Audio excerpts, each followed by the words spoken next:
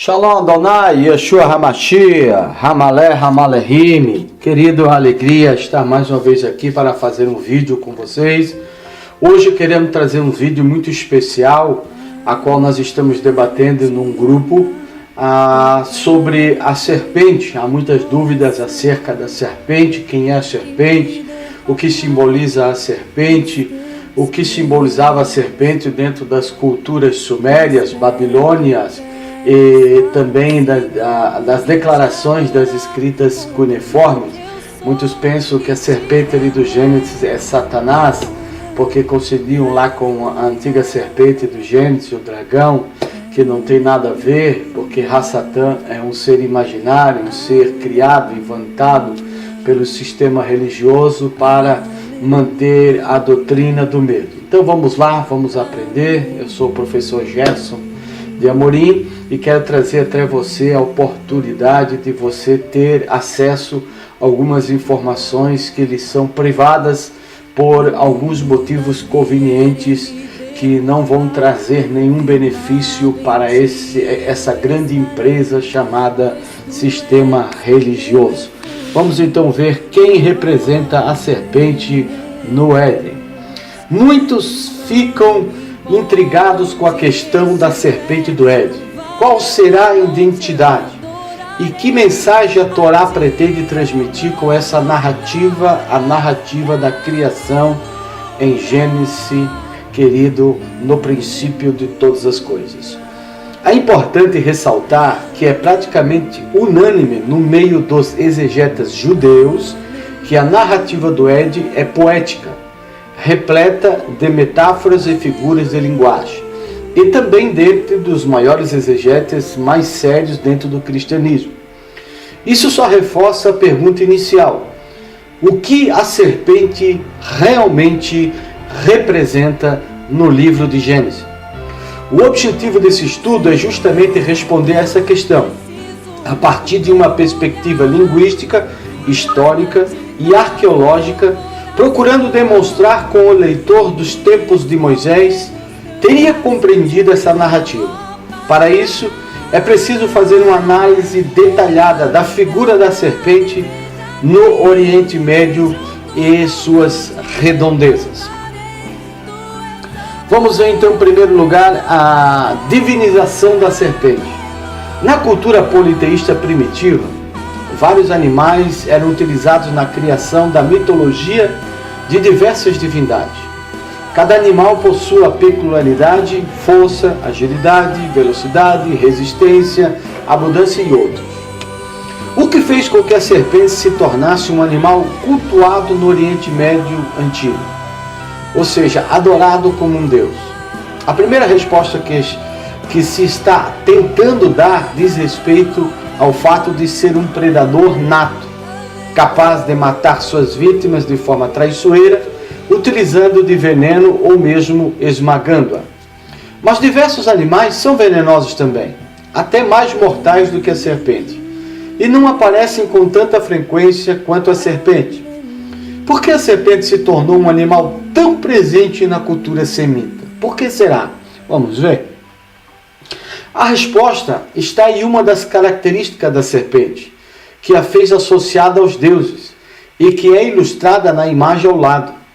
O fato de trocar de pele com muita regularidade, em média de 1 a 5 vezes no ano. Em entrevista ao portal Terra, o diretor do Museu Biológico do Instituto Butantan, em São Paulo, afirma que as serpentes trocam de pele com regularidade para poderem crescer e expandir o corpo, e que após a troca apresenta, querido, uma certa coloração vibrante, um aspecto de contraste com a pele antiga. Isso pode ser visto na imagem acima. Ela parece renovada, parece rejuvenescida. Para os semitas da antiguidade, a serpente se tornou, por assim dizer, sinônimo de vida eterna.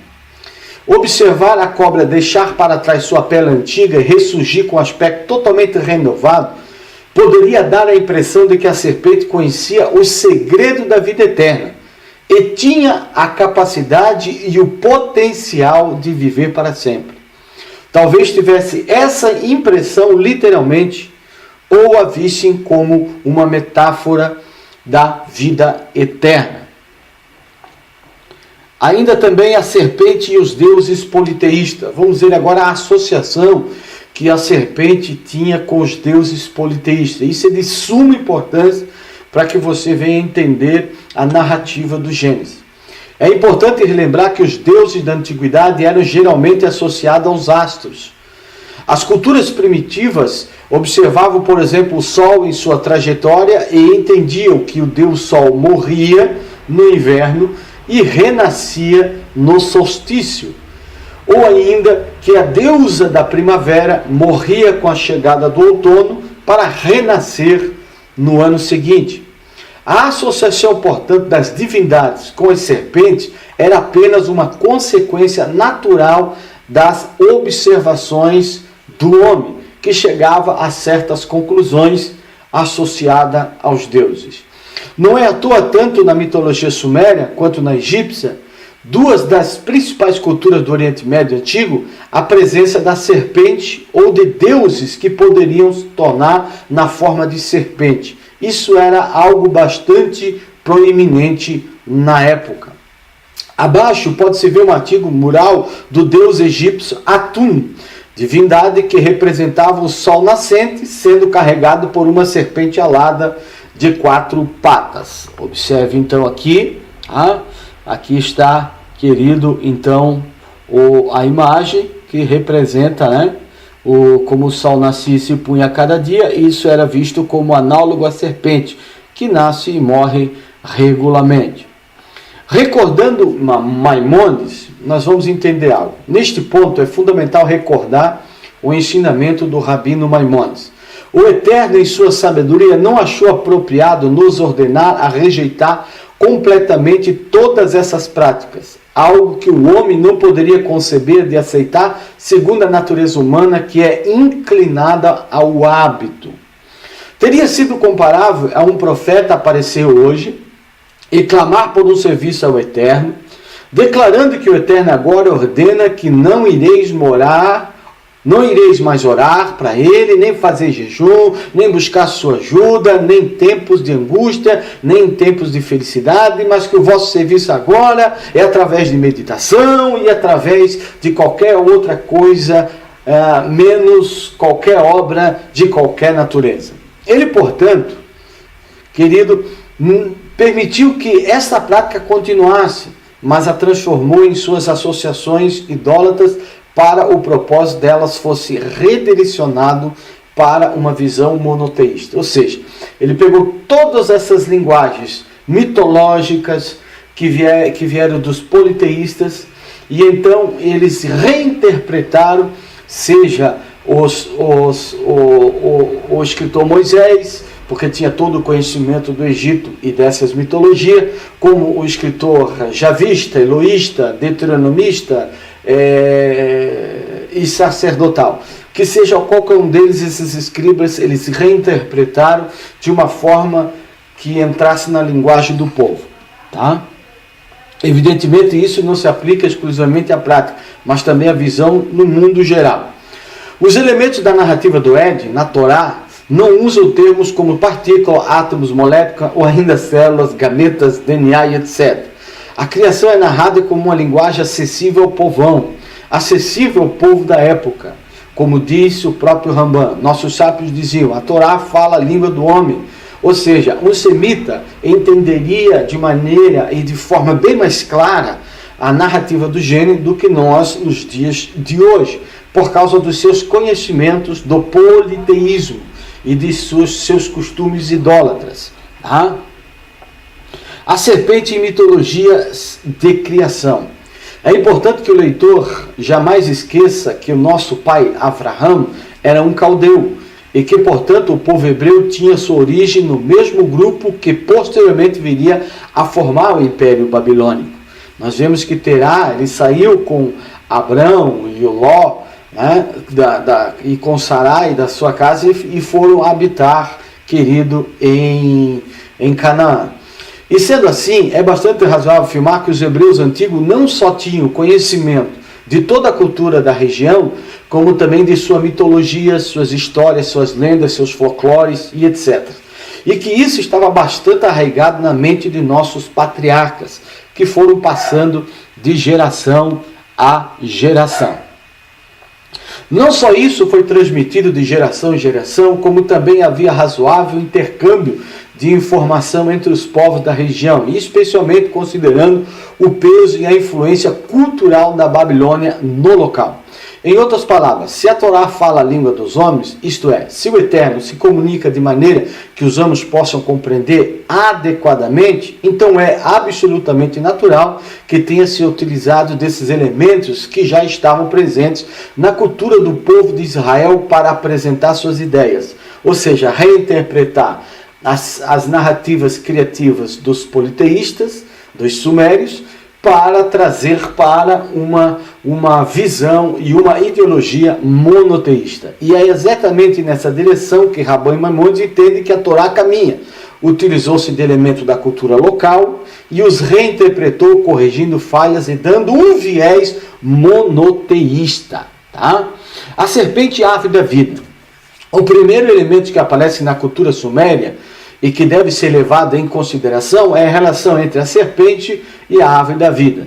No épico de Gilgamesh encontramos o seguinte: o pão para Nigizida, deus da serpente, senhor da árvore da vida. Épico de Gilgamesh. Nigizida, ou Nigizida, era uma divindade babilônica que era considerado o guardião da árvore da vida. Talvez seja para o leitor uma surpresa o fato da mitologia suméria também fazer alusão ao Éden, a um jardim e uma árvore da vida, a qual será abordado no outro artigo para frente nessa série. No entanto, esses elementos estavam bem presentes, a exemplo de como são utilizados na Torá. Também eram indicativos de um estado de total e absoluta tranquilidade, além, evidentemente, de abordar a questão da vida eterna. No épico de Gilgamesh, no entanto, a serpente aparece como uma intrusa no jardim, mas sim como guardiã da árvore. Essa diferença tem uma boa razão de ser e será abordada mais adiante. Nas representações arqueológicas, Nigizida aparece como uma serpente, com asas e pernas, conforme pode ser visto na imagem ao lado. A imagem é de vaso de libação em sua honra, atualmente no Museu de Louvre, de origem suméria, datando de 2025 antes da Era Comum. É importante ressaltar que Nigizida não é a única serpente que aparece na mitologia suméria, nem tampouco no próprio épico de Gilgamesh. Porém, outra serpente seria muito mais importante na cultura suméria e também provocaria outra intervenção da Torá, que será abordada mais adiante. A serpente e a perda da vida eterna. Observe que diz o relato do épico de Gilgamesh. O nome da planta é idoso fica jovem. Então eu comerei e retornarei à condição da minha juventude. Vendo uma fonte como suas águas eram frescas, Gilgamesh desceu e se banhava na água. Uma serpente sentiu a fragrância da planta. Silenciosamente, subiu e levou embora a planta. Enquanto retomava, trocou sua cobertura. Nesse momento, Gilgamesh se sentou, chorando, suas lágrimas descendo sobre o lado do seu nariz. Você pode encontrar isso no épico de Gilgamesh, tábua número 11, traduzida a partir da edição de Maureen Gallery, Kovacs. Nesse relato do Éden sumério, Gilgamesh perde a planta que daria a vida eterna a ele, porque parou para se banhar nas águas de uma fonte, onde um banho se tornou mais importante do que a vida eterna.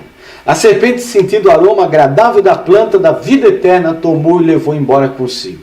Observe que esse relato mitológico tem dupla função: explicar a mortalidade da humanidade, que é representada por Gilgamesh, assim como a suposta ou proverbial imortalidade da serpente. Esse registro estabelece justamente a ligação entre a serpente e a imortalidade, que faz com que tantos deuses na mitologia suméria apareçam em forma de serpente, como tido anteriormente, ou seja, sendo eternos. Bem parecido com o nosso Deus. Esse registro estabelece justamente a ligação entre a serpente e a imortalidade que faz com que tantos deuses na mitologia suméria apareçam em forma de serpente. O aspecto sorrateiro da serpente, certamente baseado nas suas próprias características, enquanto predador silencioso e que picava o calcanhar das vítimas mais desavisadas, também está presente nessa história. Silenciosamente a serpente engana Gilgamesh ao levar embora a planta da vida eterna, enquanto este último se banhava. No entanto, observe que Gilgamesh aparece exclusivamente como uma vítima no registro, sem qualquer responsabilidade por perca da sua vida eterna, porque a serpente foi lá e comeu a planta da vida eterna. Tá? Nós vemos agora uma outra narrativa, que é a narrativa de Adapa e a serpente e o Deus traidor. Curiosamente, há registro sumério da qual uma mortal é enganada e perde a vida eterna. Ou seja, um mortal, não uma mortal, um mortal. E esse mortal se chamava Adapta, que é o protótipo de Adão. Um homem que, a exemplo de Adão, também fora formado a partir do barro e enganado pelo deus sumério Ea, deus dos mares. Nesse caso, Nigizida, senhor da árvore da vida, tenta ajudá-lo. Observe o que vai acontecer.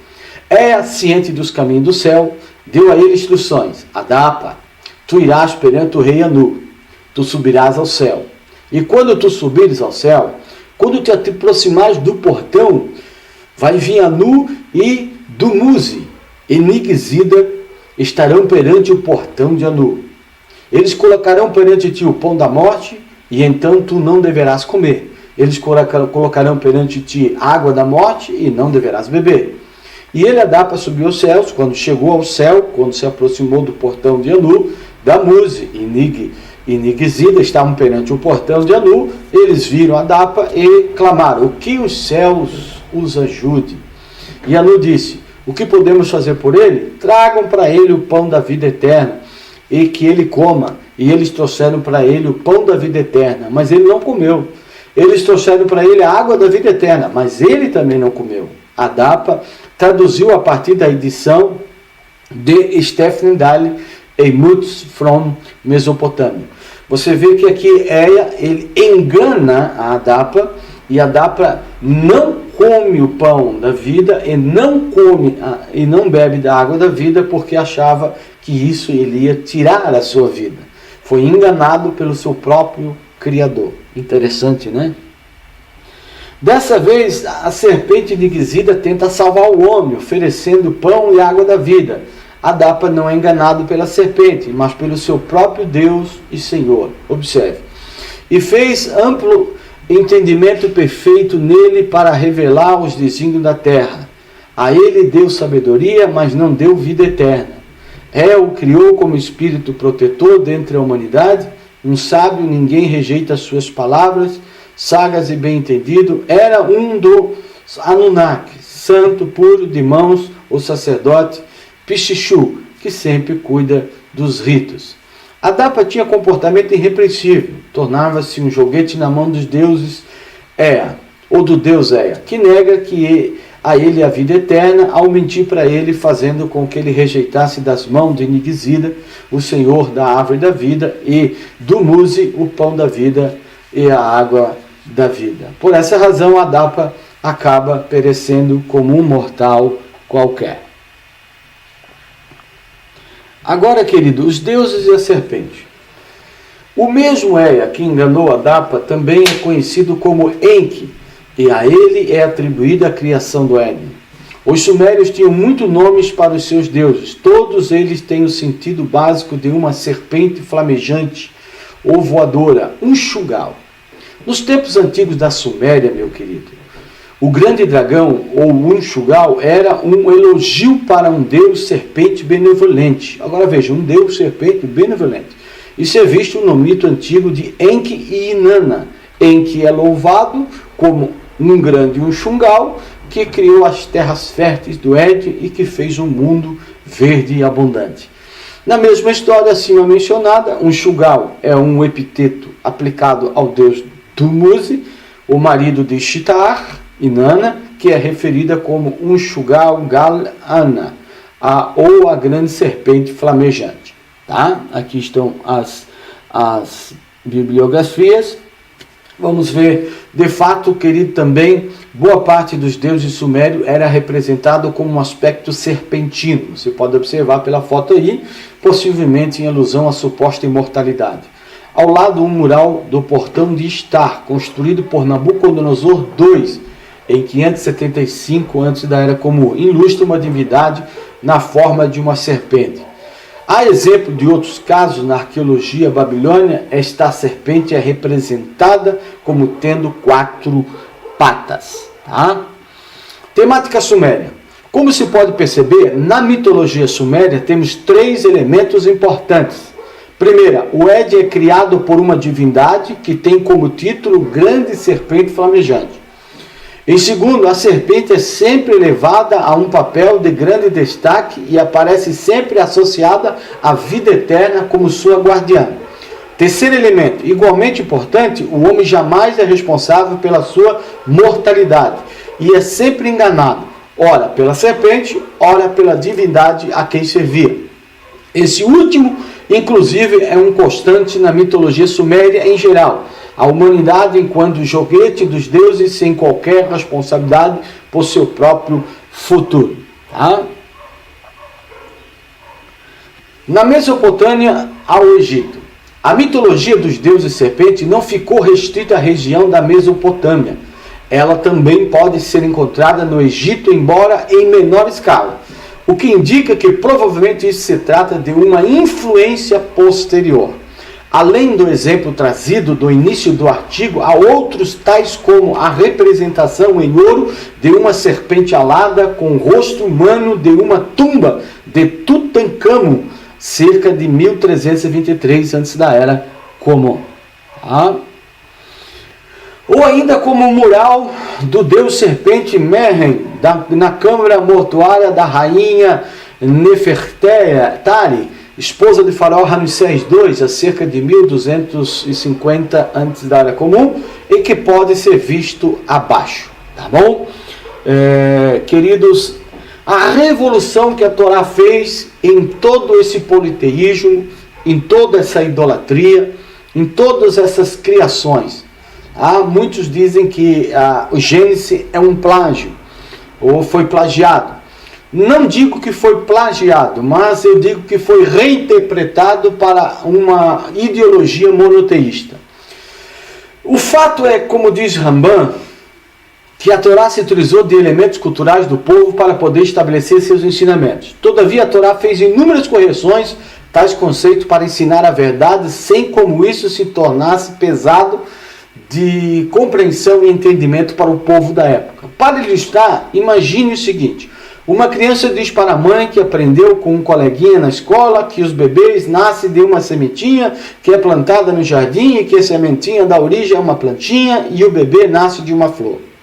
Ao invés de negar totalmente a linguagem da criança, a mãe corrige usando a mesma linguagem e diz: na realidade, o papai planta uma sementinha na barriga da mamãe e a plantinha que nasce na barriga da mamãe é o bebezinho que faz a barriga da mamãe crescer. Fica mais fácil, ele vai entender de uma forma. Repare que a mãe evita sair da linguagem da criança para poder permitir um melhor entendimento. Ou seja, quando os escribas, os escritores do Gênesis, da narrativa do Gênesis, eles não saem da linguagem dos politeístas, mas eles simplesmente fazem algumas adaptações, fazem algumas mudanças.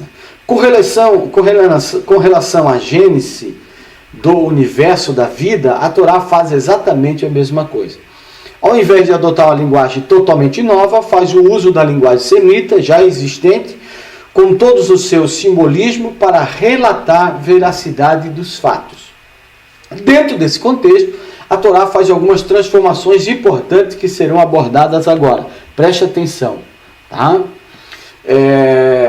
Ambos estavam nus, arumim, ou o homem e sua mulher, e não se envergonhavam. Ora, a serpente era o mais astuto, arum. e de todos os animais do campo que Adonai Elohim tinha feito. Esta disse a mulher: é assim que Elohim disse, não comereis de toda ave do jardim? Bereshit 2:25, 3:1. Veja o rebaixamento da serpente.